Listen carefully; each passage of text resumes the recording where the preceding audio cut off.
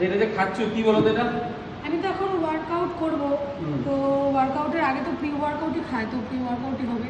খেয়েছো liquid pre workout? না মানে খাবো কি আমি দেখিও নি আজকে। দেখে মনে হচ্ছে পুরো যেটা লোকে রাতে খায় সেটার মতো মনে হচ্ছে। আরে না না, এটা জল দাও, জল দাও। লিকার চা। খাবি না? এক সুবি খাও। তো এখনকার মেয়েরা বেশিরভাগ রাত্রেবেলা একটু ড্রিঙ্কই করে। তো অনেকে আছে ওয়ার্কআউট করো, তারা একটু প্রি ওয়ার্কআউটে খেয়ে ব্যায়াম করতে পারো। সেক্টর ভালো করে প্রি ওয়ার্কআউট খেলে ব্যায়ামটা ভালো মতো করা যাবে। ভালো মতো বলতে তুমি যেটুকু করো সেটুকুর মধ্যেই পারফরমেন্সটাকে বাড়াবে, ফ্যাট লসও হেল্প হবে তাতে।